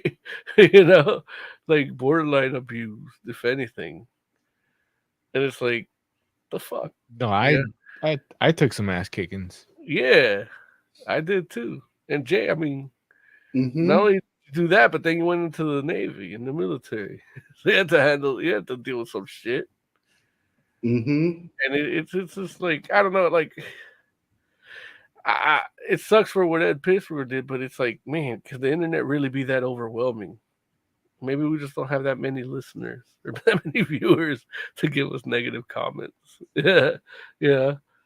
But it's fucked up. But long story short, you got accused of some creepy stuff, and the internet went off on him, and like then on Monday he killed himself. And he's the dude that used to do the R. Crumb like X-Men art, like books, like Grand Design and American Splendor. I showed you his art before, but yeah, that's still the biggest news story on all these sites. And I don't know what the answer is. Like everybody's like, how can we stop? Like, you know, even though these things happen, how can we make it so that? But like, I don't know, man. Just maybe there is no answer. Yeah, I'm still trying to make peace with somebody that I've been following for a while, and used to see updates like daily, like whether it's like talking about a comic he read or something he's working on, or he would do this journal about like being a kid and trying to like hide comics because his dad didn't want him reading comics. So like he would draw stuff and he would like hide it in like, you know, like some like popular mechanics magazine, but have a comic on the inside. And he would draw these cartoons that are like his like autobiography a little bit, you know, and like how he discovered R. Crumb, you know, shit like that. And yeah, now I'm never gonna see that shit no more, just because somebody thought he was creepy on the internet, you know, or he couldn't handle people calling him creepy on the internet, whichever way you want to look at it, you know. I don't know how to make peace with that, but I don't know. If you guys have anything to add to it, please do, because I can't. I've been talking about it too much. I didn't know you were starting off with death, because I had death in my stories too. Well, I started the show off with that too. Larry didn't know because he also doesn't read our Discord. Yeah, I jump into Discord every now and then. Yeah.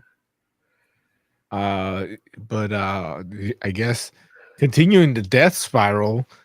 How do you pronounce his name? Chance Perdomo. Oh yeah, from Sabrina. Yeah, he died in a motorcycle accident on Sunday, I think. Yeah. Is it Sunday or Monday when I saw the story? And I mean, yeah, from Sabrina and Gen V, which was I think he was all, I forget if they were shooting Gen V season 2 or if he was going to be in. I guess he's not in The Boys because I think that's already done. But they're shooting something that they're going to have to rework somehow because he died in a motorcycle accident, like sudden, like wasn't sick or yeah, it wasn't planned. just happened. Hit me a little harder than I expected, not just because I mean I like the dude, he's a pretty decent actor, but I lost a cousin to a motorcycle accident. Oh shit! And it was like 10 years ago, but Yeah, but you read a story and it's like motorcycle accident, like the back of your mind is kind of like something smacks you back there, like, oh, I remember feeling that. Okay, yeah. now I got emotions for the day. Well, I just hung out with Taking Tugboat from chat on Monday and Friday, and he's a dude on the motorcycle now, and he doesn't even have like his motorcycle's tiny, like it's like not like a tiny motorcycle, but it's like it doesn't even have the bitch seat. You know, like it's just a one seater. Yeah. So it's like driving the Miata of motorcycles. And the shit looks cool. He looks cool riding it. But fuck, like that one don't have any weight on it, you know? I might buy it off him. You are not gonna be a motorcycle guy. I don't know. I don't know what to do now that I'm 40. Trying to be a Magic the Gathering guy, but nobody's playing Fallout. Magic the Gathering is gotten to a place that like even I used to compete in regional competitions trying to go national, and I look at the stuff today and it's like nah, that's like that's not me anymore. It's a young man's game. At WonderCon, like they were playing it, and I'm like, oh man, are they playing Fallout? Like nobody was playing the Fallout version at all. And then on top of that, nobody like there's dice involved now. like in like there's 20-sided dice being thrown. Yeah. Were they actually throwing it? Yeah. So I don't know what See, the fuck they that's were playing. Yeah. Because the 20-sided die was your life counter. Yeah. And then occasionally, like, you know, your Oh, there you counters for whatever. Yeah, I'm telling you, it's gotten to a place that I have like no idea. But I think like the Fallout and the Lord of the Rings stuff, and there's something else too. I don't think you're gonna see that because that's more like a cash grab for Yeah. the coast, and it's working. I mean, I heard it's good, but it's not gonna be part of their like national competitions. Like honestly, I bought my deck just to buy it, you know? Because I'm like, I'm probably never gonna play with anybody. And I'm going up to Bakersfield for a friend's birthday, and her husband's a Magic player, but I don't think he's playing Fallout. Yeah. And so it's like he's like, yeah, she's like, bring your deck. And I'm like, yeah, I only have my Fallout deck now. But I'm like, yeah, I'll figure it out. But yeah, It's talking some stuff that I like. He's speaking French or something. yeah. I don't. Well, I've read this comment like 3 times. I still don't know what he's saying. He's like, it's the cubic cylinder the size of the engine. It could only go 80 miles per hour, but his next bike is gonna be 800 cc. It could only go like freeways in California max out at 65. Right. Like 80 miles per hour, you're good. You're done. I don't know why you need 175. But if you're in a motorcycle going 50, getting hit by somebody going 65 or equivalent, like that's all you need. That's it. Your spleen's gone. I got news for you. You could be standing still. You get hit by somebody going 65. You're done. Get hit by somebody doing 30. Like you're done. But yeah, I don't know what I'm gonna do about that kid. Taking time. The tricky part with Magic is all the different modes of playing. People are playing mostly Commander right now. Yeah. When I played it, it was just we call it what do we call it? Type 2. Yeah. Which was the base set minus whatever cards were broken. Mm-hmm. There was all these other types that you can kind of play, but like the actual, if you wanted to be the world champion, you would be in the Type 2 tournament. Mm-hmm. So and that might not even mean anything anymore. I don't know. I've been out of the game for like what 10, 15 years now. Yeah. I think the last time I played Magic was against you guys. Right. And that was like 20 years ago. Oh, don't make me feel that old. No. It's been like, yeah, it was like 2006, 7. So, I mean, that's damn near 20 years ago. So yeah. you're not helping the you're not improving things. Yeah. Yeah. One more death. Louis Gossett Jr. died. Oh yeah. Which we didn't mention that.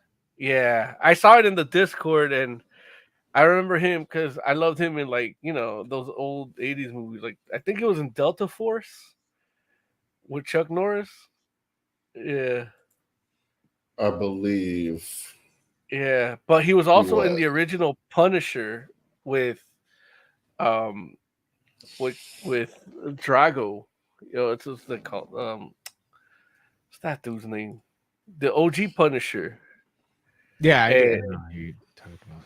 But he was I believe he played Bridge, which is that the detective that hunts him down. That's always hunting down Frank. So Dolph Lundgren, yeah. So like and I saw him as a kid. Like I loved him from that because I loved that movie when I was a little dude. Yeah. I mean, I love it now. Larry doesn't like it because Larry doesn't like comics like that. He didn't even know Ed Piscord died. Yeah. Take It Tumble says, yeah, people do not know about Type 2 anymore. It's like saying I played 3rd edition Dungeons and Dragons. Yeah. Oh, that hurt a little bit because I know what that means. Yeah. That's how it is. Like, do people not play 3rd edition anymore? Well, 5th edition is like the main. Yeah, I know that's the current, but no, that I don't even think that's the current because 3rd was the last good one, and then 4th somebody else took it over, and it was just messed up. I know people hated it, and when they got to 5th, they got some of the original creators back on it. It fixed everything, so 5th is like the big one, but I'm pretty sure they're down to 6 now. But I feel like people do still play 3rd edition. We're gonna have to be the ones keeping it alive. I wouldn't know. Like, there's 2 people at my work who have told me about that they have a D&D group, and not one of them has sent me a goddamn invitation to join. And one of the YouTubers I listen to just does like RPG horror stories, so I feel like I get a fair amount of 3rd edition stories, like not as many as 5th edition, but a fair amount. I cut somebody. Anybody listening or watching this, if you got a D&D group, I'm looking for one because god damn it, I'm tired of just watching Critical Role. A dude I cut, whose hair I cut, him and his wife, they got a group going, but they're also swingers. So I think they like. That's not a deal breaker. All right, well, I'll pass you his number because he's like, yeah, anytime you want to get a game going, I'm like, no, I mean, what are you talking about here? I know people from California that were like, look, our friend Norm. Yeah, I don't know if he still does, but I know when I moved out, he had a D&D group going. Yeah, like they were at WonderCon, but yeah, I don't know if they're still doing that. It was a good they ran like 3 different groups at once. One time, it was an amazing thing to watch. That's impressive. Let's see. Take It Tumble says 5th edition is leaving. Now it's going to be D&D 1. We are in the in-between right now. People do play 3rd edition, but they are old Gandalf-looking dudes that never stopped playing 3rd edition. I've been looking for a group to play too. Look, I'll send them to the swingers too. I would start one, but I'm not a very good storyteller. Yeah, I think that's the problem. Very few people are the attention span nowadays with these kids. Like fortunately, I've had like Baldur's Gate 3 to like really scratch that D&D itch, but you know, again, I'm by myself and not talking to people. Yeah. which I've been told is bad. Yeah, I have that on Yes. Steam, but I don't play it. It's good. You, especially if you go Dark Urge. Yeah. That's some psychedelic shit. I Mike actually was McNulty. talking to an old friend of mine that I was in the Navy with, and he's in the D&D now. He's like a forever DM, and it's like, man, back when we were in the Navy, like, he didn't say shit about like D&D, but he just got into it after, like, later. But it was just weird, like, not weird, but interesting to me.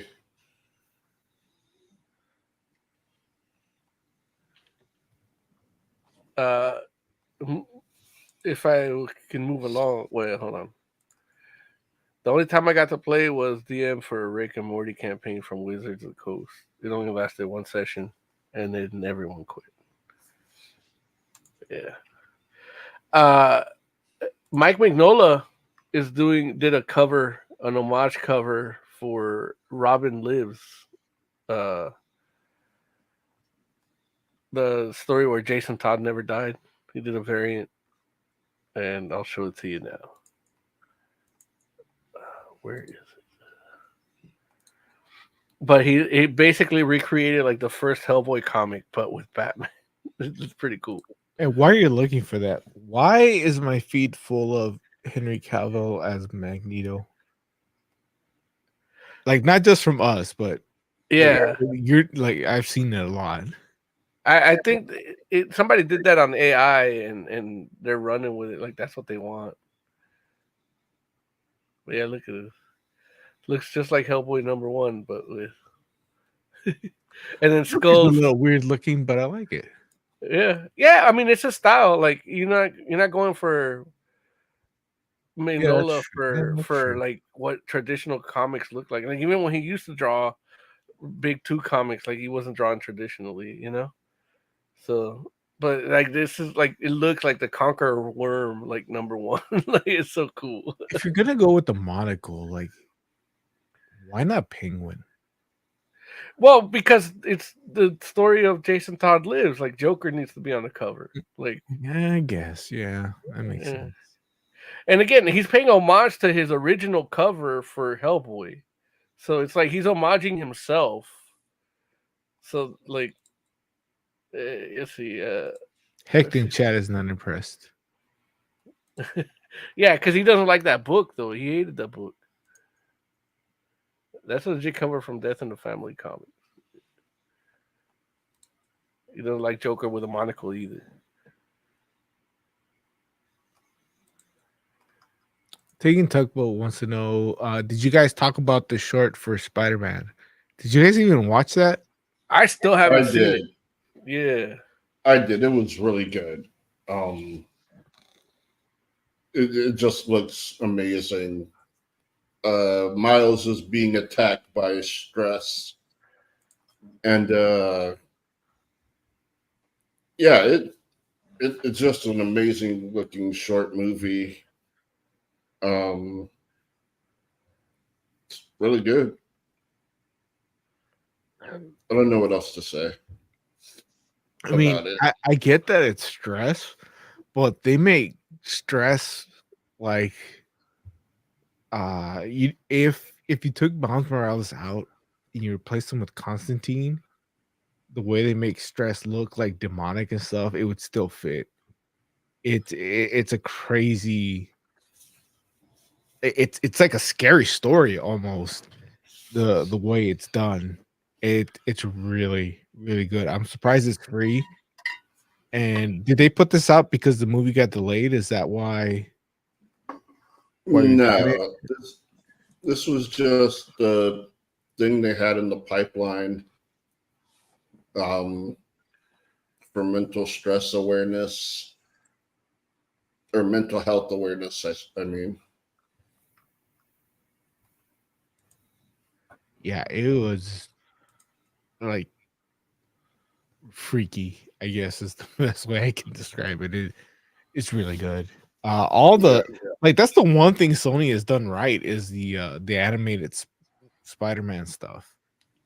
Dude, like one of my friends was like, "Man, I wish Marvel had like control of Spider-Man," and I was like, "No, like Disney can't make it in the Spider-Verse movies. Like, say what the fuck you want about this live-action Sony Spider-Villain verse, whatever the fuck, like that shit." But Disney could never make the Spider-Verse movies and make them as good as they are. I don't know how they're messing up the villain so bad and getting the Miles Morales stuff so good, or the Spider-Verse, I guess, stuff so good. I mean, it's because they're trying to write villains as good guys, and that is a lot harder than it sounds. I mean, it seems easy to me, but I'm not trying to please like a million people. Like, I'm not trying to get 1 million tickets sold on day one or on the first weekend. I don't think MCU is trying to get tickets sold either. Because they got, in this next news story, Julia Gardner is joining the Fantastic Four as a Silver Surfer. Julia Gardner's like, she's in Ozark. She played like the daughter. But it's they're changing. It sounds like they're changing. She's either playing a variant of Silver Surfer, or like that's the MCU Silver Surfer is Shala Ball, like the lover. Instead of Norrin Rad becoming Silver Surfer, Shala Ball will become Silver Surfer because she was like the ruler of the planet. Yeah. There are female. What do they call them? Valets? No, heralds. Yeah, like there are female heralds. Like, yeah, you don't have to be the Silver Surfer, right? But that this is the speculation here, according to Deadline, from a report from Deadline. But yeah, it's like basically, it seems like they're not going with Norrin Rad at all. Like they're just gonna do that. Let's see. It says, yeah, they're comparing it to like, the Earth X version where they were both had the power cosmic, but I don't know. Like, I've been waiting for a good Silver Surfer from Marvel, and like it just seems like they're not gonna give it to me. That's what it sounds like. Like, I just want it done right, And with this whole multiverse shit, like I love the multiverse shit. Don't get me wrong, but it just seems like they're just like, yeah, let's do variants. Fuck it, it's just easier. These nerds won't get angry. It's like, no, we won't get angry if you just do it right. Yeah. Let's see. Taking Temple says, I got into an online argument about that. I was arguing that we need more bad guys that are just bad guys. People are saying that they like the whole bad guy circle, how everyone can have a redemption. Yeah, I mean, that's good. That's good for church. Leave that shit at church. You don't need redemption in your movies. Bad guys can be bad guys. Like, I hate that Loki is just the way Loki turned out. Like, Loki's just, he needs to be a bad guy. He needs to be a villain. What the fuck? Yeah. I think that's what made Highly Evolutionary a good villain in Guardians, was that he just a bad dude. Yeah. There was no redeeming. Like he was just bad. Yeah. I blame Thanos with his human eyes, because like if they just made him like not have any humanity, like he could have just been a villain. Like you wouldn't even have to agree with him. You'd just be mad that he destroys a planet every time, or the universe, half the universe, and then tries to destroy the rest of the universe. See, I don't think Thanos was so successful because of I know they tried to humanize him and all that. Yeah. But I think it's just the fact that he beat everybody. Like every time he came up against a group of Avengers, he just beat them somehow. Yeah. And that's just badass on its own. Like but but they had to change. I mean, they changed his whole story so that people could kind of relate to him. Like, maybe like even the whole concept of Thanos was right. Like that is like getting, because they know they're making a section of the people to think that maybe he does have a point. Like they're making him less of a real villain and more of like just another ideological rival or adversary to the heroes, where it's like no, he's bad. He needs to be bad and he needs to be fucking stopped. This is like all of a sudden they're like, oh well, Hitler loved dogs. He used to paint dogs. Like no, Hitler's Hitler. Fuck the dogs. I don't want to see a movie about how he learned how to paint dogs. I want to see a movie about how he killed himself in a fucking bunker. Taking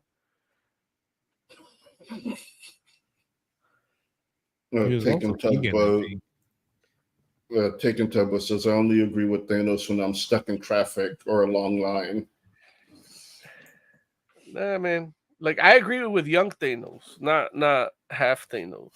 Like not half the universe Thanos. I agree with all the universe Thanos. But again, that could also be just a force of nature. It could just be a big black hole that consumes everything. It doesn't have to be bad or ideological to begin with, I mean, that movie Thanos, like his plan was bad, and I like his actual comic book motives with death. Yeah, but I understand why they didn't do that for the movies.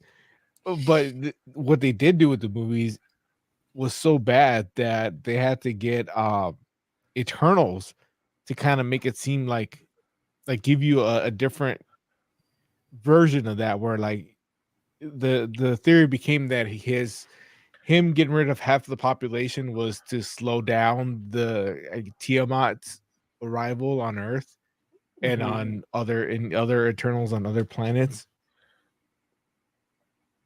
But again, what the fuck does that mean in Eternals, where like Thanos is a fucking deviant gene? Like, I mean, his mom fucked one of those dogs they put in the movie. No, it's still stupid. It's still stupid, but they're trying to make his plan make more sense. Yeah. No, man, it made enough sense. It made enough sense for what they wanted it. Like it maybe didn't make enough sense for the people that made Eternals. And they're like, yeah, let's work off of that. Let's make that better. Fuck you. Just do the Dreaming Celestial storyline and get the fuck out of here. Motherfuckers. Anyway, John Bernthal reunites with the Punisher cast in Punisher Resurrection or whatever it's called. Or no, Daredevil Born Again. So you're gonna see a little bit of Punisher, a little bit of Karen Page, as well as the regular dude Charlie Cox. And they posted on Instagram on John Bernthal's Instagram at Johnny Bernthal, no H. Oh, no H on Johnny, but definitely an H on Bernthal. And yeah, he's there chilling, covered in blood. That's how I like to see him.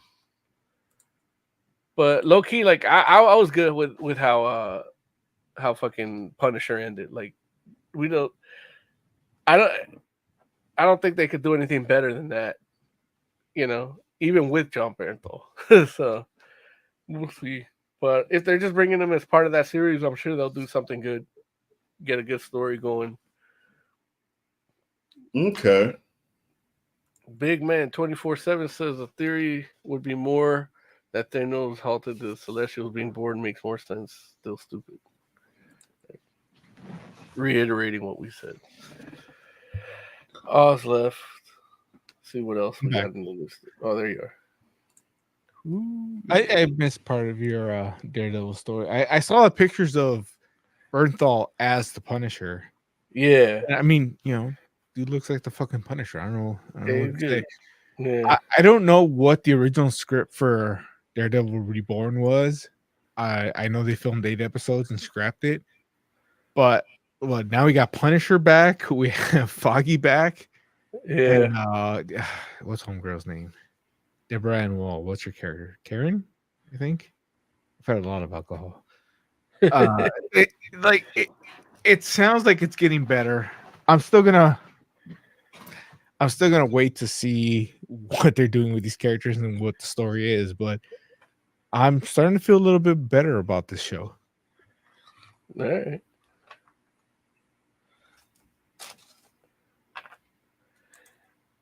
I liked how the what I was telling Jay was that I like how Punisher ended. Like, I don't need more of him.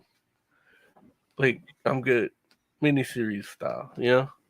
But I think if they just put him in with Daredevil, like, I think that they'll have a better chance of doing something good than just straight up giving him his own series right off the bat. Yeah. Zoe Saldana thinks that it would be a huge loss, in quotes, for the MCU if the Guardians of the Galaxy never returned.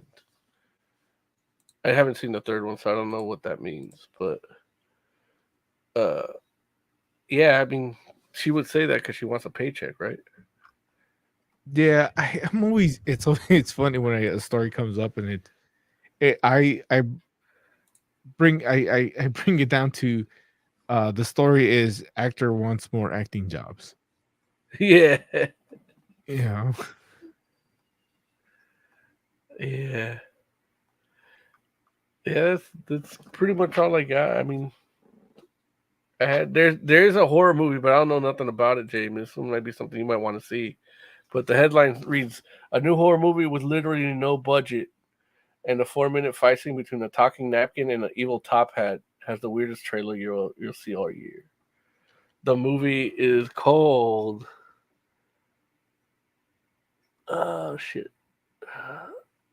Hanky Panky. Like, I don't just see random shit. Like,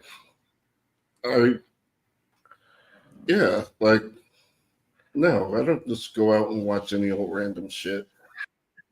Like, I watch movies that I think will be good. And now I'm not always right, but I do try to watch things that I think I'm going to enjoy. Okay. You wouldn't enjoy a top hat and a talking napkin going at it? I can't imagine so. Okay. I mean, yeah, I don't think. Yeah. Heck says he would love to return to Guardians 4 if he could get a paycheck as well.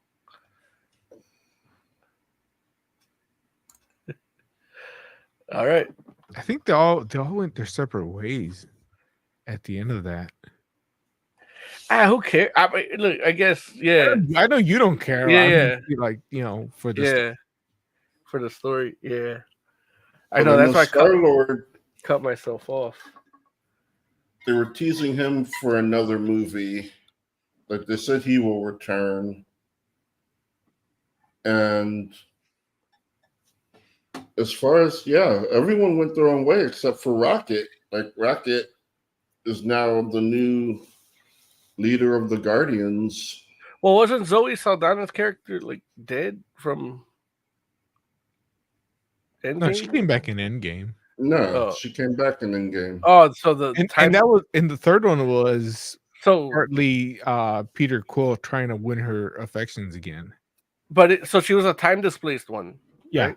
Someone that the TVA should have come after? Probably. Yeah, okay. Yeah. That works real good for Marvel Cinematic Universe. All right. Yeah. Deadpool will fix everything, don't worry. Yeah, we'll see. They couldn't even fix Juggernaut. Or Black Tom Cassidy. Anyway, let's play that wrap-up music, Jay. Let's get out of here. All right. We're going to do Beyond the tighter two than Larry could ever.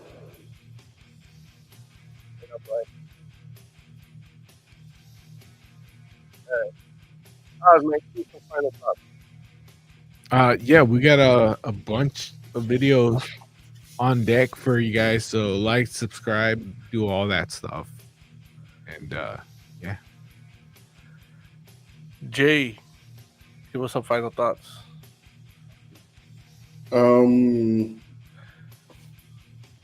I saw stop motion, and that ended up being pretty bad. Oh, But really? if you like art horror movies, like if you like really arty horror movies, it is one. So not exactly my cup of tea, but I'm sure if you like artsy horror movies, you'll enjoy it. So, like, if I like the like Midsummer, I'll enjoy it. Midsummer's a little more grounded, Okay. but So, the Possum. right. I think I didn't see that one, but I Okay. think I know what you're talking about. Okay. Yeah, I don't know. Just check Yeah, it out and check let it me out. know what you think. I'm gonna check it out. But I was like, oh man, like, man, really? Like, you really used all this time for this? Like, not even gonna give me a oh my god, you artsy movies, just speak plain. Like she's schizophrenic. Okay, we got it. We don't need demon ghost children who don't even do anything. Or That's we kind do of need more demon ghost children to just. It's just. Never mind. that's kind of like that Lake movie with the chick with the red dress. Which one was that? No, I think it was Calista Flockhart in it or something. Oh. They like the guy drowned his own wife and then was dressing the new chick like his wife, but he was like schizophrenic. He was like seeing her as her, but they thought it was a ghost. Yeah. Oh, that sounds good. Well, maybe not as artsy as stop motion. Yeah, I don't know. It wasn't for me. Like, it was good and well crafted, and definitely had some scenes where I got squeamish, but overall, I was like, I don't know. Try it out. Let me know what you think. Cool. Go see it. Put your reviews in the comments. Or on Discord. We do read those. I'm told we read those. I read the comments. Final thoughts from Heck here. I bought the last Batman Spawn comic, so when I get that next week, I might review it. Maybe if I read, I don't know. LOL. Do it, Heck. Do it. And then for me and Larry and the rest of Fantastic Forum, thank you for joining us this week. We got another show coming to you next week. Probably some Batman stuff. If whether or not Heck does it or not, we'll still have some Batman stuff. I still got to get through Batman Dark Age. Some more cunt videos coming on. Some more Oz's package coming along to follow that cunt. And then some more WonderCon stuff that hasn't been edited and put out yet. So be on the lookout for that. You're only going to get that if you hit like, subscribe, and the bell. And then we'll see you next week. Jay, play us out.